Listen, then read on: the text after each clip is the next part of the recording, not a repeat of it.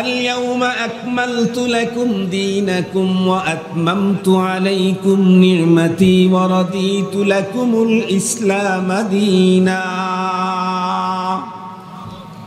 বড় চমৎকার কথা, শুনতে তো মজা লাগবেই, কারণ আল্লাহর কথা, কোরআনের কথা, এর চাইতে মজাদার কথা পৃথিবীতে আর নাই। এই আয়াতে কারিমার এই অংশটুকুন যেটা আমি পড়েছি, ছোট্ট হলে কি হবে, কিন্তু অনেক দামি আয়াত। কোরআন শরীফের সমস্ত আয়াতই তো দামি দামি, মহাদামি, কিন্তু এই আয়াত আরো দামি। কেমন দামি?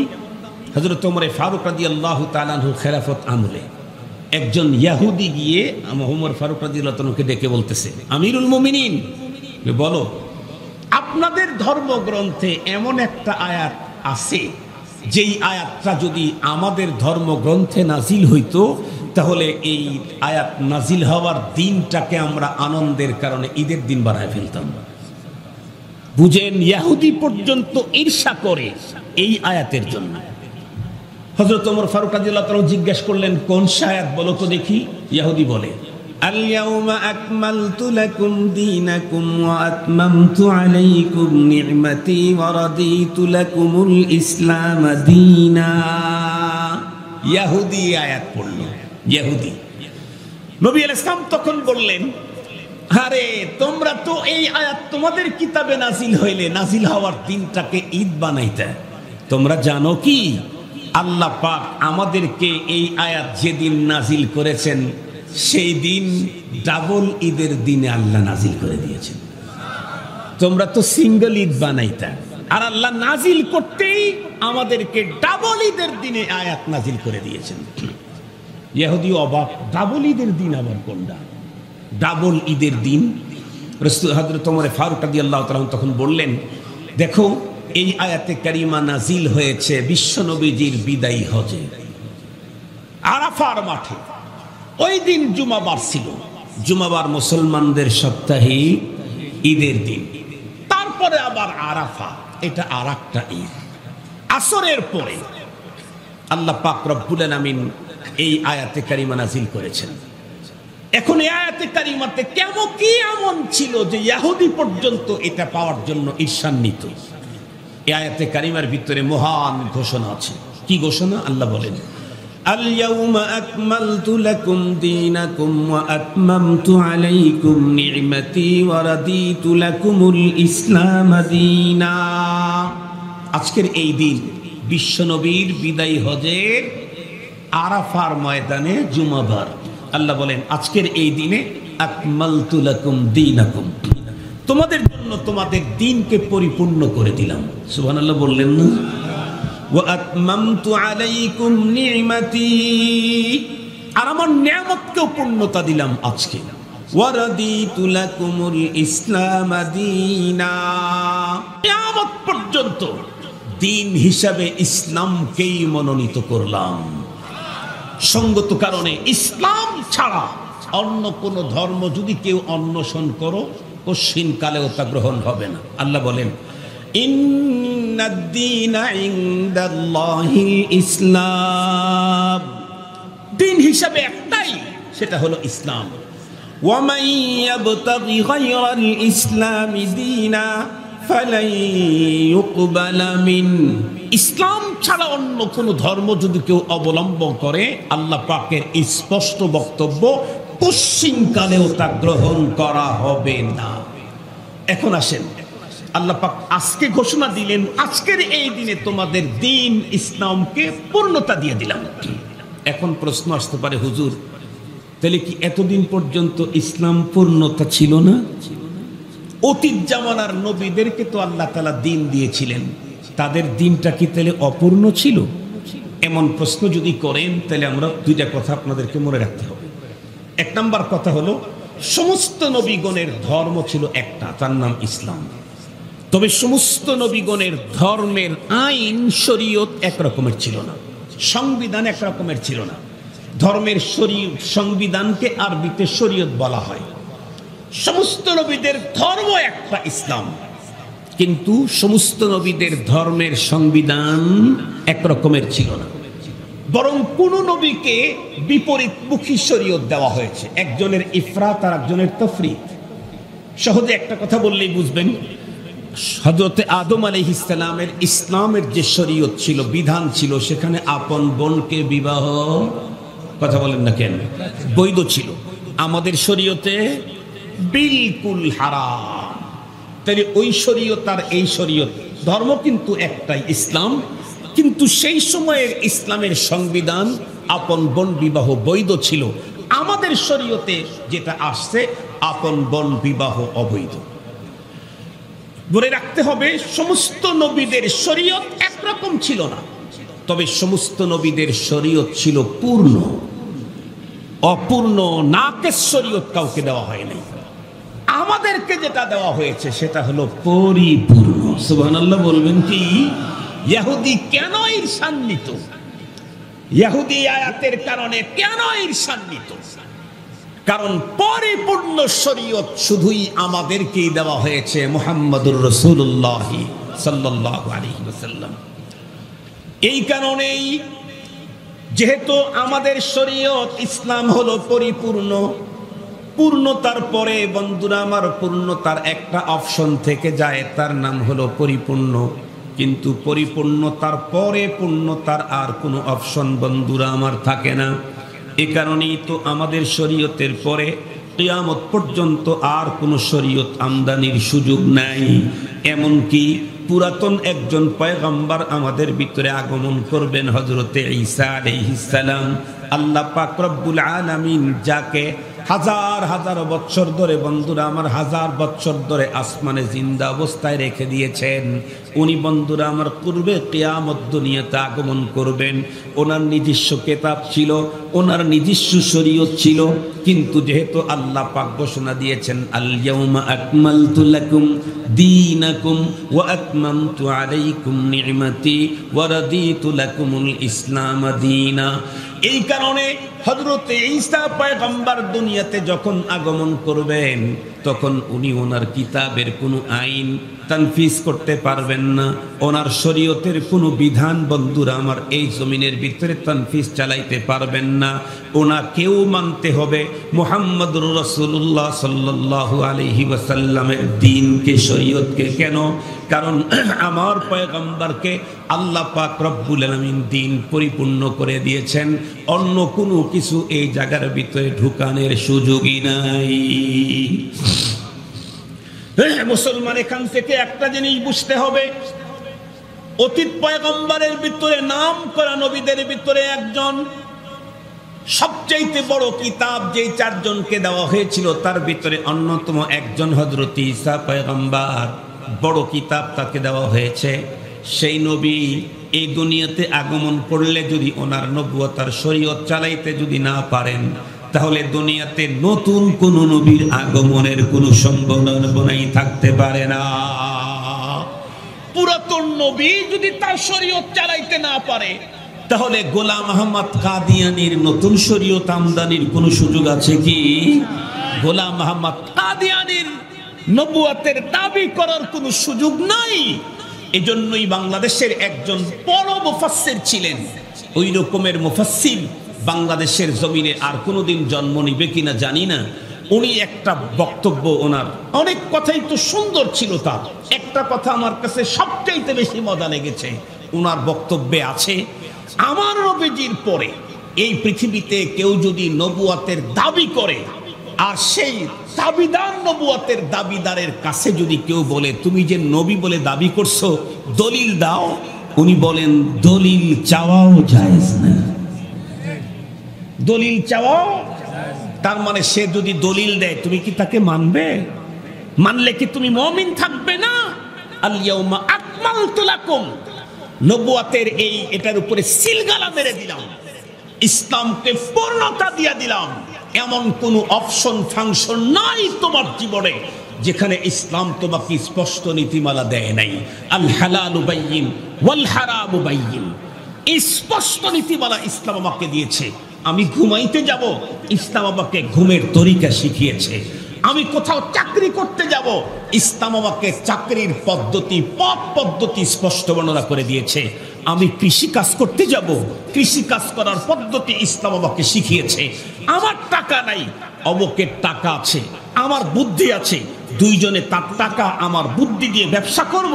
ইসলাম আমাকে স্পষ্ট নীতিমালা দিয়েছে। হেদায়া খুলে দেখেন, স্পষ্ট কোরআন খুলে দেখেন, হাদিস খুলে দেখেন, স্পষ্ট নীতিমালা আছে। তোমার টাকা আছে, বুদ্ধি নাই, ওর বুদ্ধি আছে, টাকা নাই, তোমার টাকা তার বুদ্ধি দিয়ে ব্যবসা করো। কি কি নীতিমালায় করতে হবে স্পষ্ট বলে দিয়েছে। মুহতারাম হাজরিন, এখন তোমার একটা জিনিসের প্রয়োজন, কিন্তু তোমার কাছে টাকা নাই। যখন টাকা হয় তখন তুমি তাকে টাকা দিবে, এখন তুমি কিনবে। তার মানে বাকি কিনতে চাইলে কোন পদ্ধতিতে কিনতে হবে ইসলাম সে নীতিমালা আমাকে দিয়েছে। বিয়ে করতে চাও তুমি, কোন জাতীয় নারীকে তুমি বিয়ে করবা ইসলাম সে নীতিমালা দিয়েছে। বনি বলা হচ্ছে না স্ত্রীর সাথে, কোন পর্যায় পর্যন্ত যাওয়ার পরে তুমি তোমার স্ত্রীকে তালাক দিতে পারবা। তালাক দিতে চাইলে কোন কোন পদ্ধতিতে তালাক দিতে পারবা। স্ত্রী সে তালাক নিজের উপরে নিতে পারে কিনা, নাকি শুধুই স্বামী তালাক দিতে পারে, সব ব্যাপারে স্পষ্ট নীতিমালা ইসলাম আর শরীয়ত ইসলাম আমাকে দিয়েছে। আমি ছাগল পালতে যাব, আমি ব্যবসায়ী করি, গরু কিনি আর বিক্রি করি, সেই ক্ষেত্রে আমি গরুর দুধ দোহানো বন্ধ করে তার স্তনের ভিতরে দুধ বাড়ায়া বড় করে তার স্তনটা দেখায়া বিক্রি করার অনুমতি আছে না নাই, সে বিষয়ে ইসলাম আমাকে অনুমতি দিয়েছে, স্পষ্ট নীতিমালা বলে দিয়েছে। এমন কি আল্লাহ পাক আমাকে আমার ঘরের গরু, ছাগল, ভেড়া, মহিষ, মুরগি এগুলা জব করে এর গোশত, এর কলিজা, এর ফোপড়া আমাকে খাওয়ার আল্লাহ তাআলা অনুমতি দিয়েছেন। কিন্তু জব করতে গেলে কি জাতীয় তরবারি দিয়ে জব করতে হবে সে নীতিমালা বলে দিয়েছেন। ইসলাম আমাকে নীতিমালা দেয় নাই কোথায়? যে ইসলাম আমাকে হাসি কান্নার নীতি দিয়েছেন, যে ইসলাম আমাকে অর্থ ইনকামের নীতি দিলেন, যে ইসলাম আমাকে বন্ধুরা আমার ইনকাম করা অর্থগুলা ব্যয় করার নীতি বর্ণনা করলেন, যে ইসলাম আমাকে পোশাকের নীতি দিলেন, যে ইসলাম আমাকে বডি সাজাবার নীতি দিলেন, যে ইসলাম আমাকে শিক্ষা গ্রহণ করার নীতি দিলেন, যে ইসলাম আমাকে স্ত্রী বিবাহ করার নীতি দিলেন, যে ইসলাম আমাকে অনুষ্ঠান পরিচালনা করার নীতি দিলেন, সেই ইসলাম কি আমাকে রাষ্ট্র পরিচালনা করার নীতি দেয় নাই? যেহেতু ইসলাম আমাকে রাষ্ট্র পরিচালনা করার নীতি দিয়েছে, আর সাথে সাথে আল্লাহ পাক রব্বুল আলামিন এই কথাও বলে দিয়েছেন, ইয়া আইয়ুহাল্লাযীনা আমানু দুখুলু ফিস-সিলমি কাফা, ও ঈমানদার তুমি 100% ইসলামের ভিতরে ঢুকে যাও। কেন ইসলামের বাইরে থাকার তোমার পারমিশন নাই, সাথে সাথে ইসলামের বাইরে যাওয়ার তোমার প্রয়োজনতা নাই। কেন? আল ইয়াউমা আকমালতু লাকুম দীনাকুম ওয়া আতমামতু আলাইকুম নি'মাতি ওয়া রাদিতু লাকুমুল ইসলাম দীনা। তোমাকে দিন পরিপূর্ণ করে দিলাম। তোমার জীবনের একদম জন্মের মুহূর্ত থেকে শুরু করে মৃত্যুর মুহূর্ত পর্যন্ত, এমনকি মরণের পরে তোমাকে কয়টা কাপড় দিয়ে কবরের ভিতরে রাখতে হবে, মরণের পরে তোমাকে চিৎ করে শোয়াইতে হবে নাকি কাত করে শোয়াইতে হবে, মরণের পরে তোমার কবরটা কোন পদ্ধতিতে খনন করতে হবে, সবগুলা পদ্ধতি কমপ্লিটলি বর্ণনা করে দেওয়া হয়েছে ইসলামের ভিতরে। সঙ্গত কারণে একজন মুসলিম জীবন থেকে মৃত্যু পর্যন্ত অন্য কারো সভ্যতা ধার করে আনার প্রয়োজন নাই। স্পষ্ট নীতিমালা দিয়েছে। বাইরে যদি যাও তাহলে যাদের সাদৃশ্য অবলম্বন করবে তোমার হাসর তার সাথে হবে। এই কথাটা একটা ঘটনা বলার ওয়াদা দিয়েছি, ঘটনাটা বলে আপনাদের কাছ থেকে বিদায় নিচ্ছি।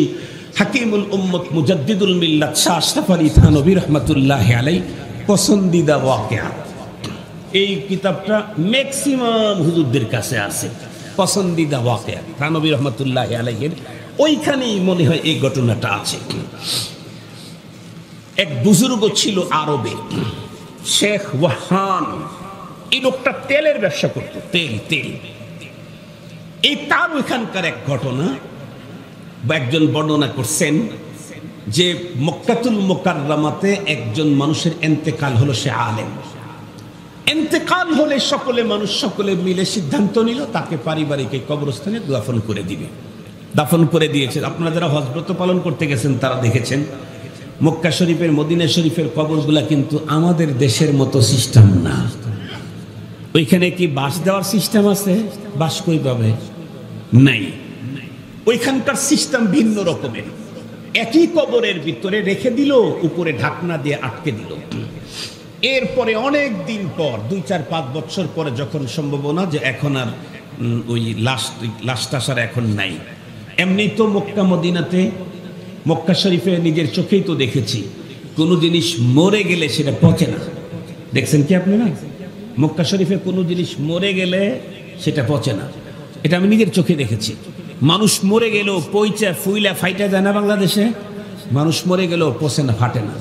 ওই দেশের আবহাওয়াটাই ওই রকম। আমরা প্রথম 8 সালে যখন প্রথমে আল্লাহ তাআলা হজে নিয়েছেন, আমি শুনছিলাম তখন যে হজের যারা নিয়ে যায় তারা নাকি কোরবানির বিষয়টা একটু এদিক সেদিক করে। আর কোরবানির বিষয়টা তো জটিল বিষয়। কোরবানি নিশ্চিত না হওয়া পর্যন্ত আপনি হালাল হতে পারবেন না, হলফ করতে পারবেন না। যদি আপনার কোরবানি হওয়ার আগে আপনি হালাল হয়ে যান তাহলে আপনার ঝামেলা হয়ে গেল হজে।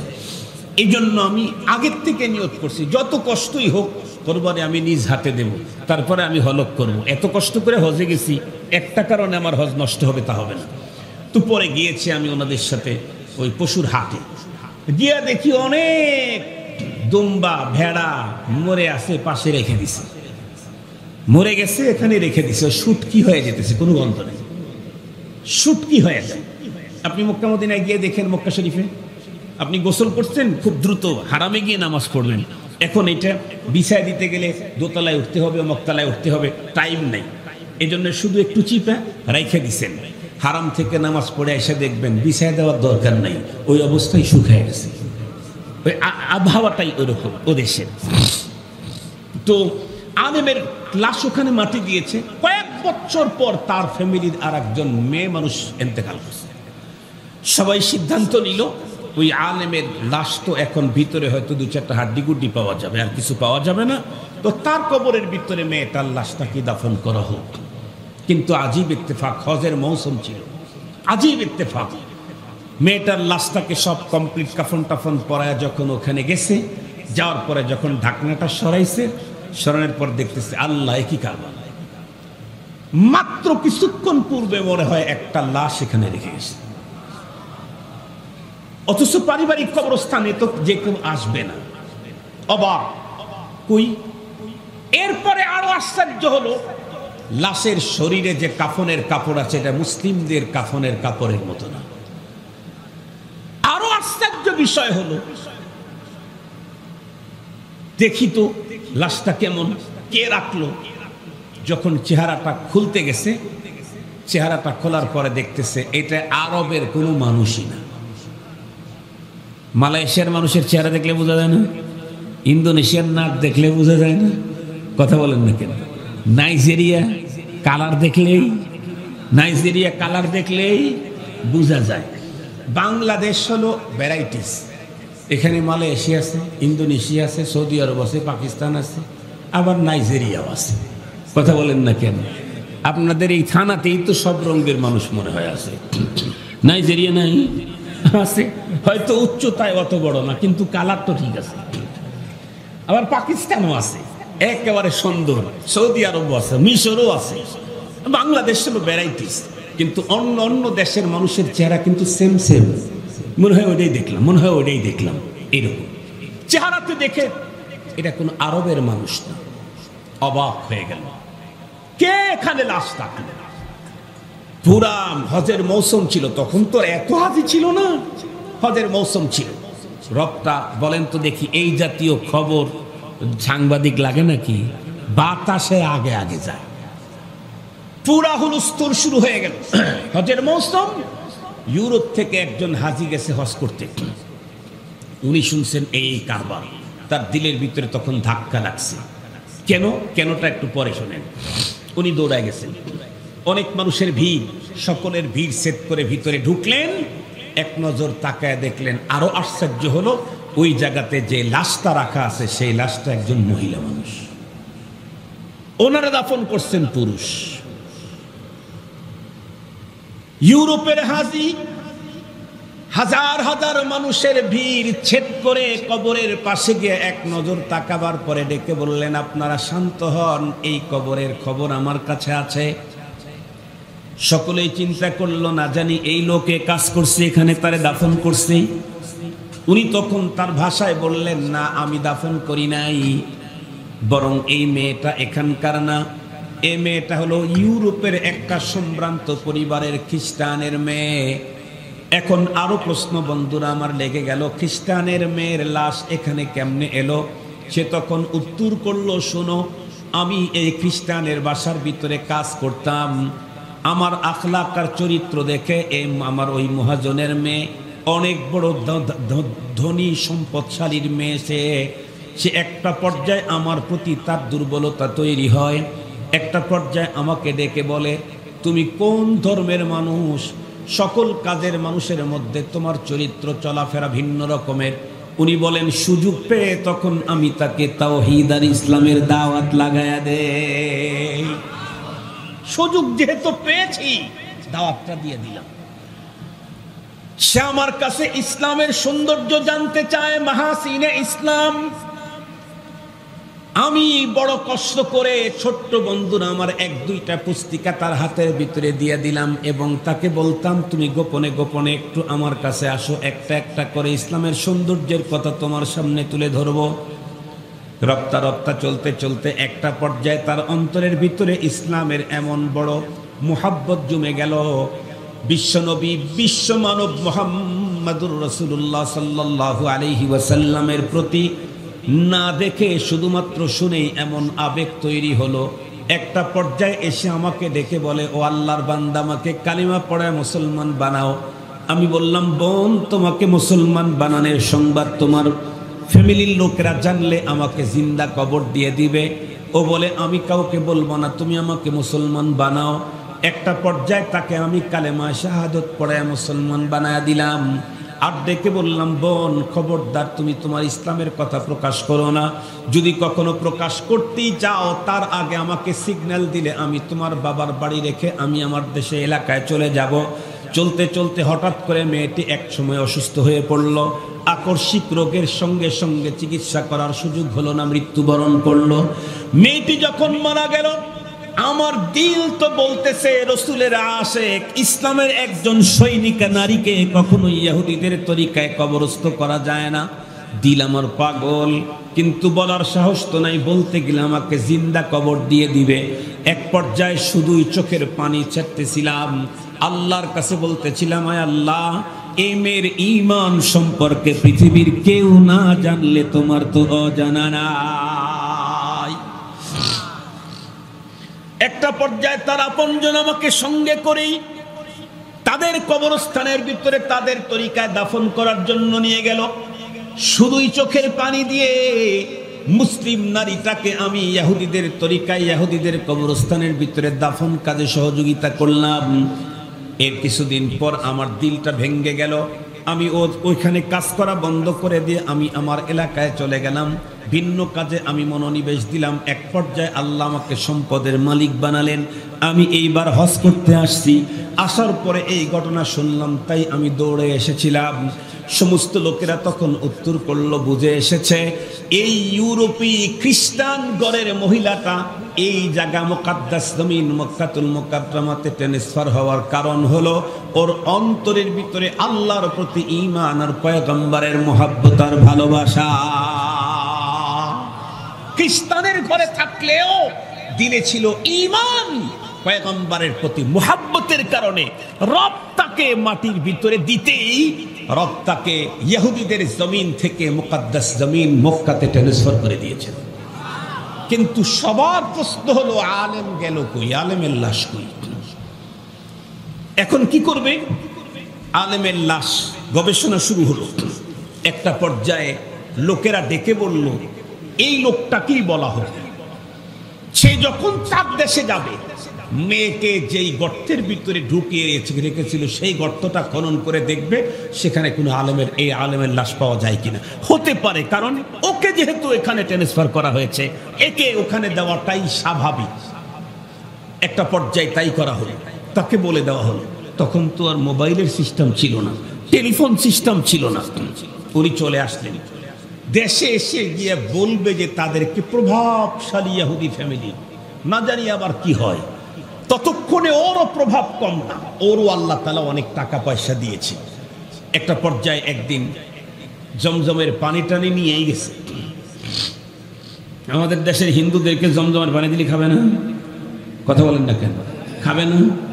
আমাদের দেশের হিন্দুদেরকে যদি আপনি উন্নত মানের খেজুর দেন, খাবে না?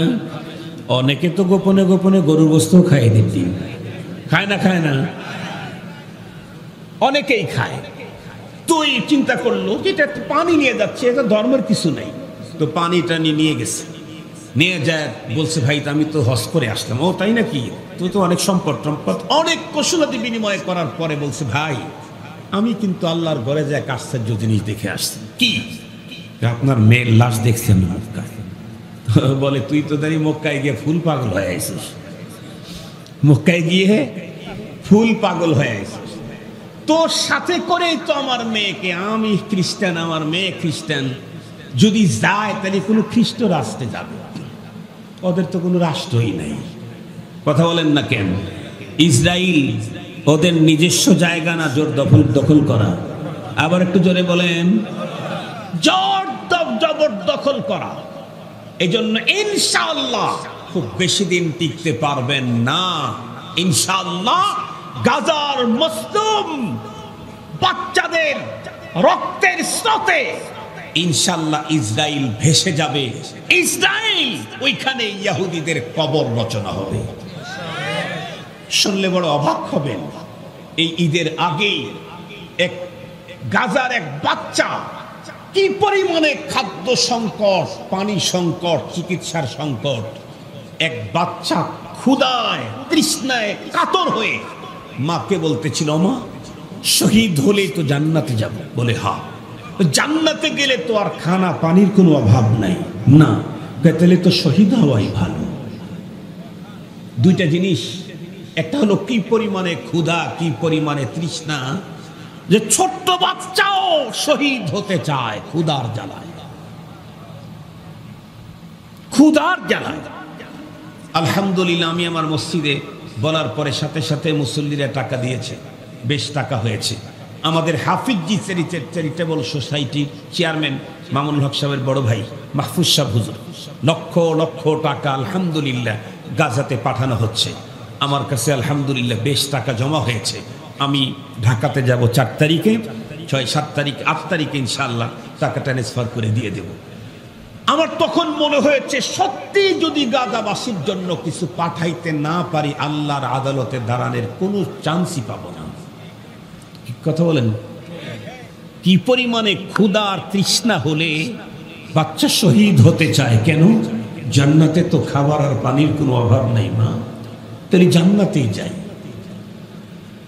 ইনশাআল্লাহ এই মাসুম বাচ্চাদের রক্তস্রোতে বিশ্বের সবচাইতে ভয়ঙ্কর খুনি ইসরায়েল ইনশাআল্লাহ নিপাত যাবেই যাবে, এবং ইহুদিদের কবর রচনা হবে ইসরায়েলি ইনশাআল্লাহ। আপনারা দোয়া করেন, আফগানিস্তানের ছাত্ররা, সিরিয়ার মুজাহিদরা একত্র হচ্ছে সামনের দিকে অগ্রসর হওয়ার জন্য।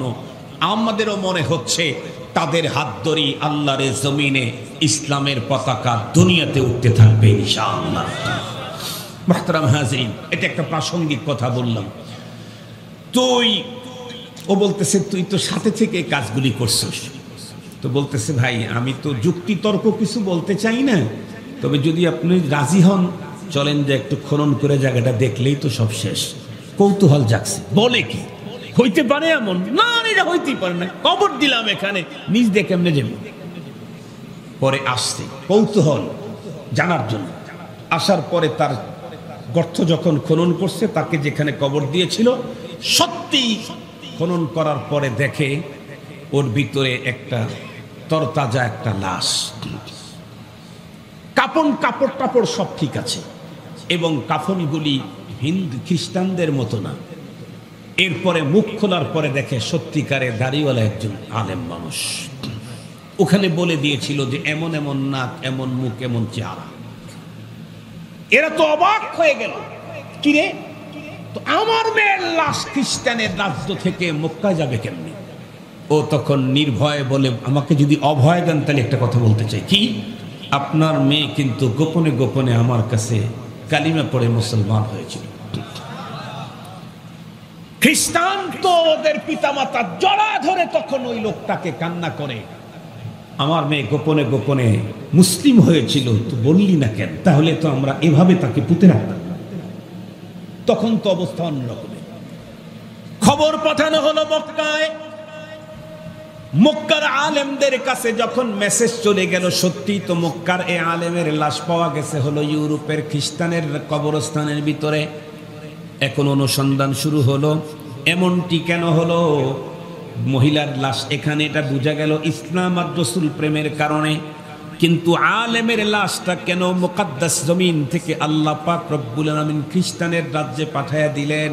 খ্রিস্টানদের কবরস্থানে কেন?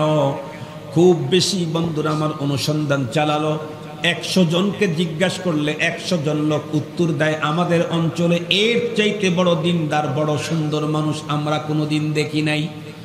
সবাই যখন ভালো রিপোর্ট দেয়, না না, কোনো না কোনো জায়গায় প্রবলেম না থাকলে তো এমন হওয়ার কথা না।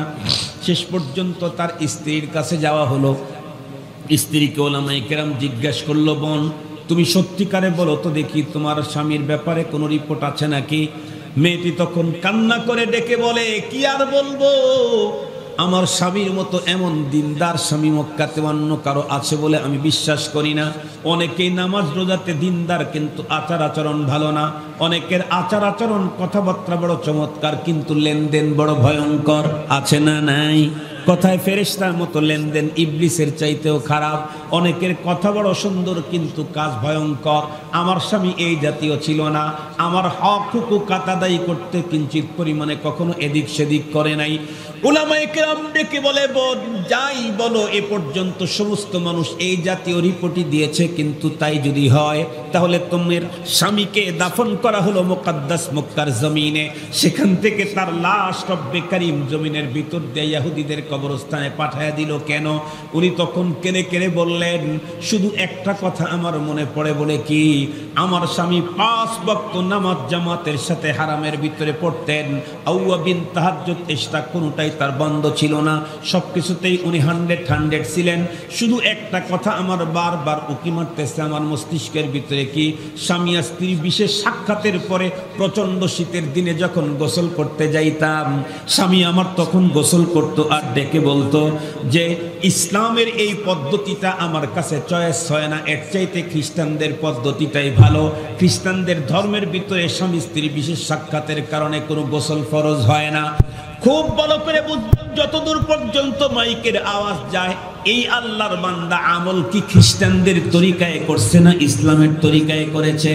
আমল কিন্তু ইসলামের তরিকায় করেছে। স্ত্রী সহবাসের পরে গোসল করতে গেছে, বাট গোসলখানায় গিয়ে ইসলামের এই রীতিটা